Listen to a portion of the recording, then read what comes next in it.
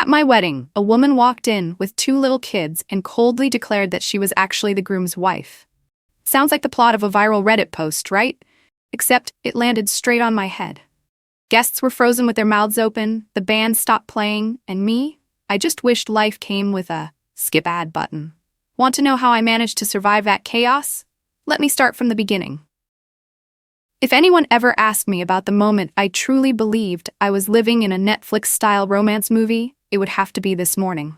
I was standing in the bridal suite, staring at my reflection, barely recognizing myself. I'm a stylist. My whole career revolves around making other people look stunning. Never in my wildest dreams did I think I would become the main product on display. The couture white wedding gown I rented from a boutique in Chicago hugged me perfectly, with lace cascading to the floor like a stream. I told clients countless times, the dress doesn't make the bride makes the dress shine. Today, that line felt like a prophecy written just for me. My mom was standing right at the door, clutching a tissue in both hands, eyes red and teary. She couldn't hide how emotional she was. She kept whispering, "My daughter." Finally found her safe harbor. I felt touched, but also had to laugh. Safe harbor? It sounded like I was some old boat that had been drifting for years, lucky enough that someone finally decided to tow me ashore. Right next to me, Jenna, my college best friend and maid of honor, was in full-on battle mode with my cathedral-length veil. She grumbled, "Hannah, if you step on this veil, forget Marcus. You're gonna end up marrying the hotel floor." I burst out laughing, but froze in place anyway. Stylists like me obsess over every tiny detail, but the moment I had to wear the gown myself, I felt like a rookie doing her first catwalk. I remembered the way Marcus proposed, not on a beach, not under some cliché sunset, but in an art gallery in Chicago. I was busy staring at an abstract painting, analyzing whether the colors were on trend enough for a client, when I turned and saw him down on one knee. Who proposes while you're saying, "This shade clashes way too much with the lighting"? But that's exactly why I believed this was the man who really got me. Marcus wasn't just handsome in that orthopedic surgeon catalog kind of way. He also knew how to make my heart skip in the most unexpected moments. The hotel in New Orleans today was the dream I'd carried for years. Crystal chandeliers, white flowers towering to the ceiling, a jazz band rehearsing a few notes that sent shivers of excitement down my spine. Around 200 guests filled the ballroom, dressed like they were all attending a high-end charity gala. I even caught someone whispering backstage, "She's gorgeous." I couldn't be sure they were talking about me, but I pretended they were, just to give myself a little boost of confidence. Marcus, the groom-to-be, was another story. I knew he was waiting at the end of the aisle in a navy tux, hair slicked back perfectly. He had that thing where the whole atmosphere shifted the moment he walked into a room, like everyone's eyes just naturally turned toward him. I used to tease, "Were you born to be a doctor or to star in a men's cologne ad?" He'd just smile and say, "I was born to be your husband."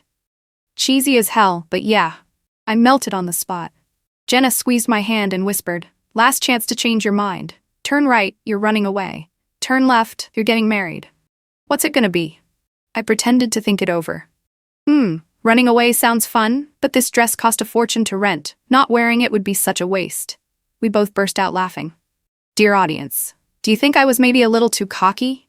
Who laughs out loud right before walking down the aisle? But that's exactly how I felt, like nothing in the world could possibly ruin this day. Spoiler alert, I was dead wrong. The music began to swell. My mom adjusted the bouquet in my hands, a huge bunch of white peonies, the very flowers Marcus once said remind him of summers at his grandmother's house. I'd pick them just to score points. Back then, I still believed every little detail was proof of love. The doors were about to open. My heart pounded like a jazz drum solo. I whispered to myself, "Hannah Price, you're about to become Mrs. Reed." Sounds classy, doesn't it? After a lifetime of styling other people, I was finally about to style my own happiness. The doors opened. The ballroom lit up. Everyone stood, turning to look at me. Gasps, whispers, camera flashes.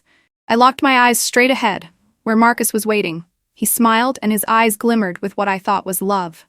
Step by step, I moved forward, thinking, this is it. This is the moment every romance movie wishes it could capture. And then, a loud bang echoed through the ballroom. The back doors suddenly flew open so hard a few guests jumped, and the jazz band hit the wrong note. I froze, the entire room falling silent. I didn't know what was happening, but it felt like the movie screen had just flipped genres, from rom-com to thriller, in a split second.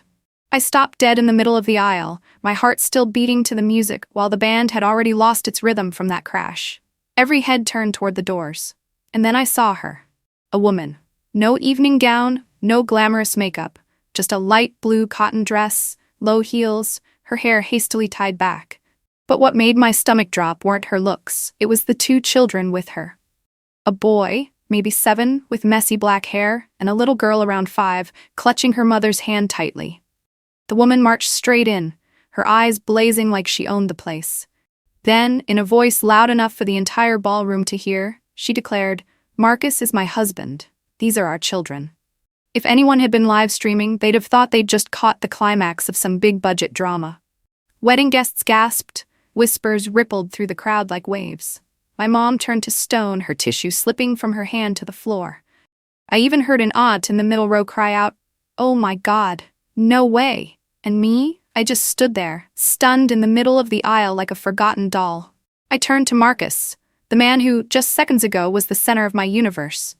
I begged for him to laugh it off, or at least shake his head and shout that this was some mix-up, a prank show, anything. But no, Marcus stood frozen, face pale, sweat beading on his forehead.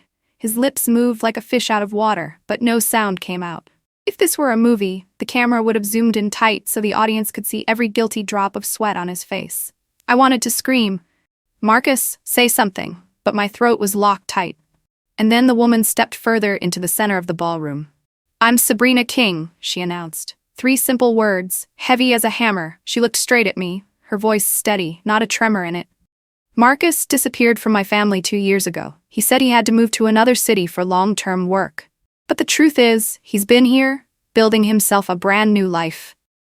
Whispers rippled through the ballroom. A coworker of mine tugged the arm of the person next to her and hissed loud enough for half the room to hear. "Girl, this is insane. Run." I heard it and almost wanted to laugh, but my mouth was locked stiff. Classic scene. Everyone's telling me to run, but my feet felt nailed to the floor. The jazz band, which had been playing softly in the background, stopped completely. The musicians glanced at each other, unsure if they should keep going or pack up their instruments and flee. The wedding MC, the same guy who'd been confidently guiding the show minutes earlier, now stood frozen with the mic in hand, mouth hanging open.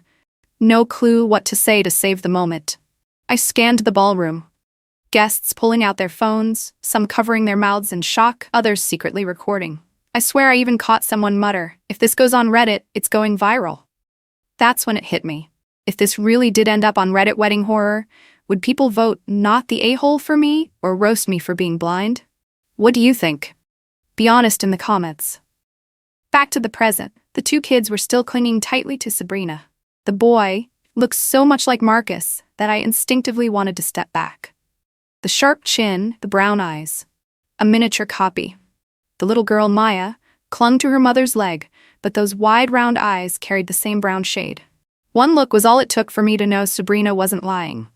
Marcus finally took a step forward, but instead of denying anything, he just stood there, eyes darting like he was searching for an escape route. A few guests in the front rows shook their heads in disbelief. No one could believe that my dashing orthopedic surgeon had turned out to be nothing more than a word I wasn't even ready to think yet. Sabrina didn't stop. She kept going, her voice steady like she was giving testimony in court. "Marcus left me and our 2 children, saying he needed time. I waited, I hoped, and then I found out he wasn't missing. He was here, about to marry another woman." Every word landed like a knife. I saw Jenna, my maid of honor and best friend, step forward, her face flushed, fists tight around her bridesmaid bouquet. She shot me a look that screamed, "Wake up!" All I could do was bite my lip, fighting to keep the tears from spilling in front of 200 staring eyes. The air in the wedding hall was heavy as stone. Coughs, shifting chairs, the rustle of silk gowns.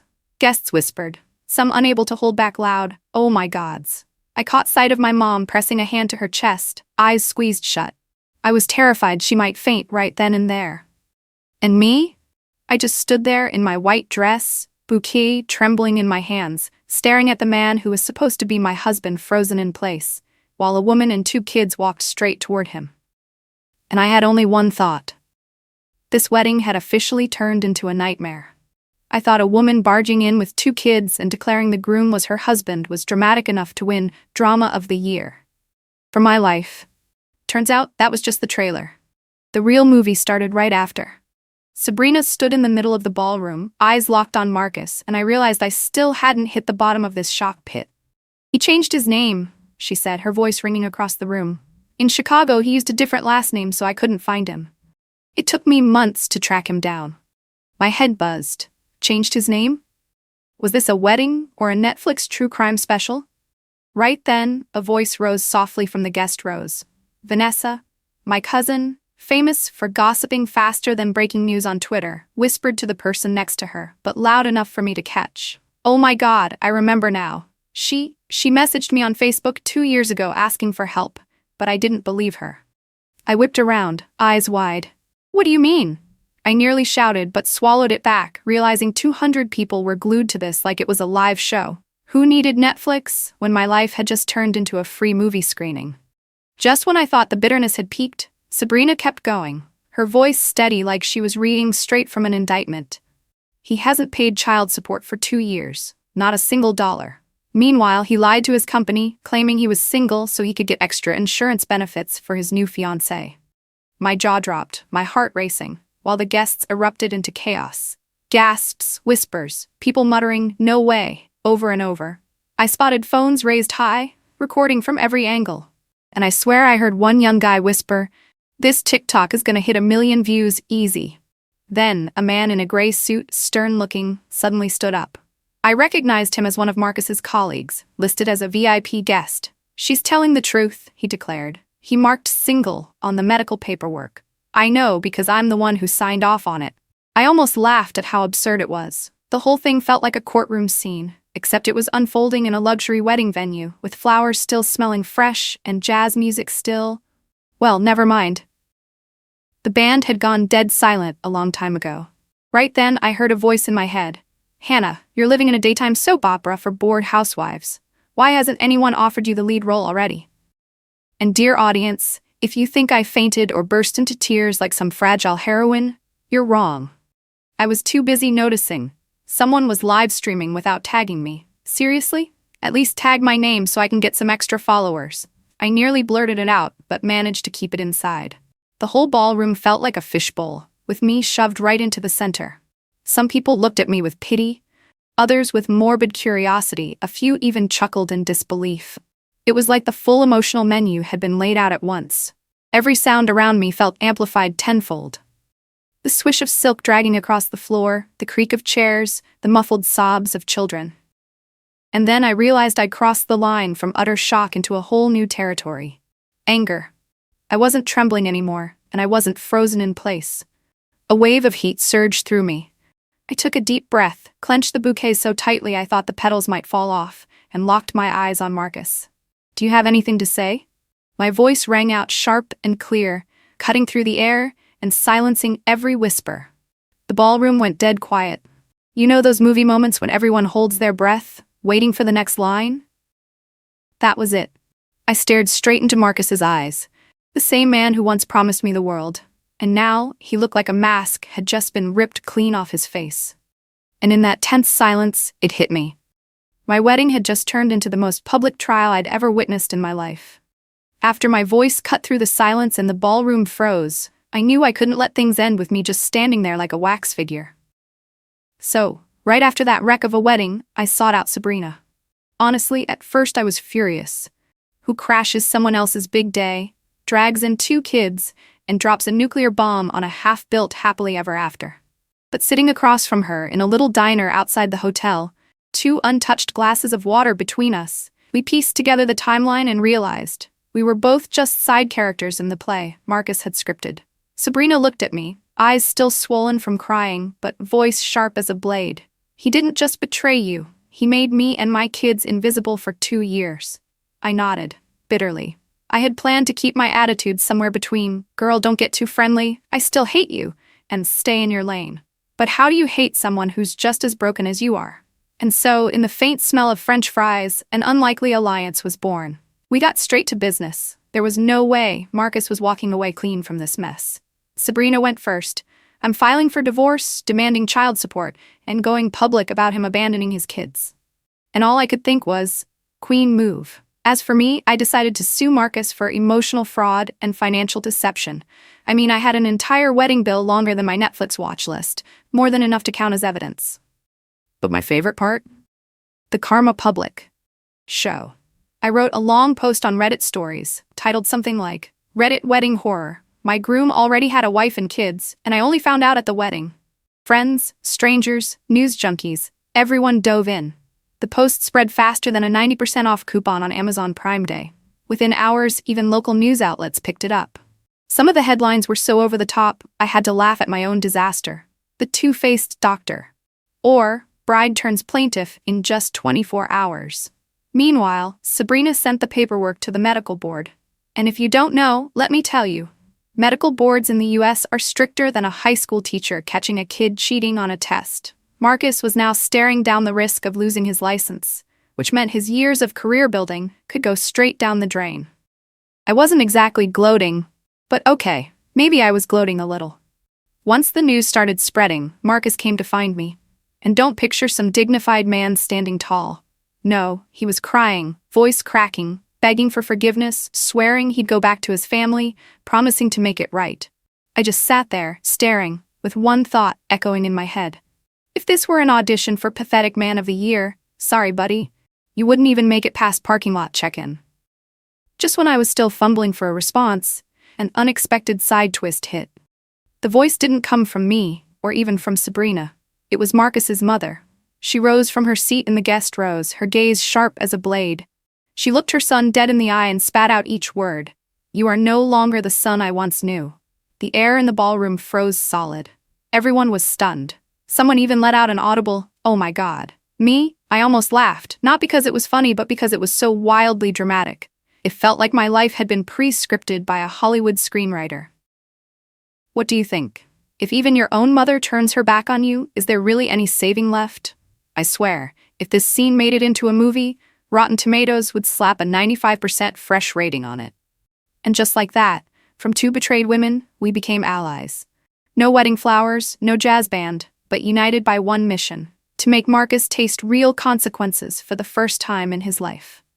I lost count of how many times I cried during that first week after the bombshell. All I remember is that my tissue box in the living room emptied faster than the clearance shelf at Target. But instead of drowning in the chaos, I turned to therapy. At my very first session, I sat there with my wedding dress still hanging in the corner like a ghost and muttered, I don't even know if I can trust anyone anymore. The therapist smiled gently and said, We'll start by learning how to set boundaries. It sounded simple, but for me, it was a lifelong course. Slowly, I began to realize, love whoever you want, but loving yourself is the only class that's mandatory. While I was relearning how to breathe, Sabrina was also starting over. The two of us, once standing on opposite sides, had somehow turned into reluctant sisters. Some nights we'd sit in my kitchen with cheap wine in hand, laughing until our stomachs hurt as we replayed Marcus flailing like a rat caught in a trap. The irony was almost poetic. The man who connected us was the very reason we grew closer. And then there were the kids, Eli and Maya, who became an unexpected joy.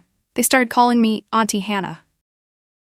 I thought it would feel awkward, but instead, my heart softened. The way Maya toddled around my house, the way Eli proudly showed off an A on his math test, it made me realize something. Family doesn't have to follow the formula of mom, dad plus kids. Family can be wherever there's love, laughter, and just the right amount of adorable chaos. A year passed. I was no longer the dazed bride ambushed in the middle of her own wedding. I'd sat through long therapy sessions, learned how to listen to myself, how to say no when needed, how to stop apologizing for mistakes that were never mine to carry. And then, on an ordinary evening at a small concert, I met Caleb Morris. Caleb was 32, a sound engineer. His hair was a little messy, glasses slipping down his nose, and his smile felt like listening to smooth jazz. He wasn't the fragrance doctor type. He leaned more towards sweet nerd who constantly forgets what day of the week it is. But maybe after Marcus, that was exactly the kind of man I needed. Caleb loved me with an unusual patience. No drama, no shocking twists. He gave me something Marcus never could. Peace. One time I joked with Sabrina, if it weren't for that train wreck of a wedding, I never would have met you. or known Caleb even existed. She burst out laughing, raised her glass, and said, "Exactly. Turns out that explosion was the beginning of something new for all of us." And we laughed. Real laughter this time, not the kind mixed with tears. My wedding to Caleb took place in a small outdoor garden, fairy lights strung through the trees, with only close family and a handful of friends as guests. No jazz band, no 200 people, no cameras waiting to catch a viral moment. Just us, a simple promise, and the wind rustling through the leaves. And in the front row sat Sabrina with Eli and Maya. The three of them clapped the loudest when I said, "I do." I glanced at them and felt something deep inside, like a circle had finally closed. I once thought my life had crumbled the moment those church doors burst open and everything fell apart. But now I understand. Sometimes, the person who wrecks your wedding is actually the one who saves you from a marriage built on lies. And when I walked down the aisle again, this time not in panic but with steady faith beside Caleb, I knew I had finally chosen right. It turns out the worst thing that happened on my wedding day ended up paving the way for the best thing in my life. I learned that true love doesn't need a grand backdrop or dramatic vows. It needs honesty and peace every single day. And sometimes the shock you think will destroy you is really the push that helps you discover a stronger version of yourself. What about you? Have you ever been in a situation that felt like game over at the time, but later turned out to be a new game plus? Share your story in the comments below. And hey, if you want to keep hearing more drama-filled yet witty stories like this, don't forget to hit that subscribe button, so next time we can laugh together at life's most unexpected plot twists. Thank you so much for being with me through this journey.